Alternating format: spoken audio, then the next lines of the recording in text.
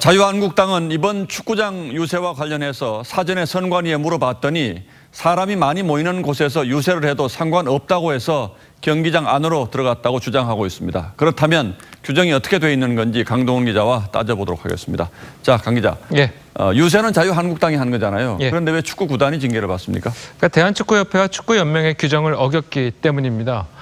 축구협회와 프로연맹의 정관을 보면요, 이 정치적 중립을 지켜야 한다. 이렇게 명시돼 있죠. 예. 특히 선거운동은 따로 지침까지 있을 정도로 더 엄격합니다. 이 경기장 외부에서의 선거운동은 전혀 문제가 되지 않은데 이 경기장 안에서는 정당명이나 후보 이름 또 기호 등이 적힌 의상을 입는 것은 금지하게 돼 있습니다. 그러니까 경기장 안에서 선거운동을 하지 못하도록 구단이 적극적으로 막았어야 하는데 예. 이 책임을 다하지 못했다 이런 얘기군요. 예, 그렇습니다. 이것을 어겼을 경우에 이제 구단 측에 주는 징벌도 굉장히 무시무시합니다. 이 10점 이상의 승점이 감점되거나 이 무관중 경기를 치러야 할 수도 있고요. 그리고 2천만 원 이상의 제재금과 경고 등의 벌칙이 따르게 됩니다. 그런데 자유한국당은 아무런 제재나 처벌도 받지 않습니까? 예, 그렇습니다. 축구협회는 이 구단만 징계할 뿐 자유한국당을 징계할 수는 없기 때문입니다. 다만 경남 선관위는 이 선거법 106조 2항에 따라서 이 선거법 위반 소지가 있다고 판단을 했는데요.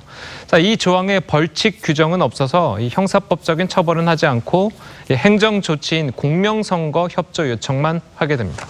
그런데 자유한국당이 사전에 선관위에 질의를 했더니 아무 문제가 없다고 했고 예. 또 이 선거법 106조 조항만 보더라도 다수인이 왕래하는 공개된 장소에서 지지 호소하는 것이 가능하다. 예. 이것만 보면 아무 문제가 없는 것처럼 보이지 않습니까? 예, 뭐 그렇게 보이긴 합니다. 그런데 이제 선관위 같은 경우에는요, 이 한국당이 창원 축구센터에서 유세를 질의했을 뿐 경기장 안에서 하겠다 이런 질의는 없었다는 입장입니다.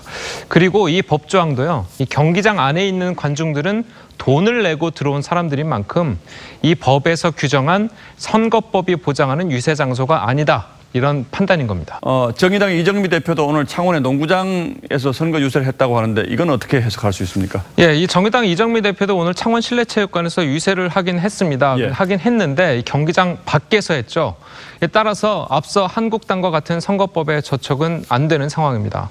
다만 여영국 후보의 경우 내일 경기장에서 유세를 이어가려고 했지만 한국당의 경남FC 유세 논란이 일자 결국 취소를 했습니다. 예, 뭐 법적 책임은 좀 더 따져봐야지 되겠습니다만 이런 책임 유무를 떠나서 스포츠 경기장 안에서 유세하는 건 좀 자제할 필요가 있다 이런 생각이 드는군요. 예. 예, 강동원 기자 잘 들었습니다.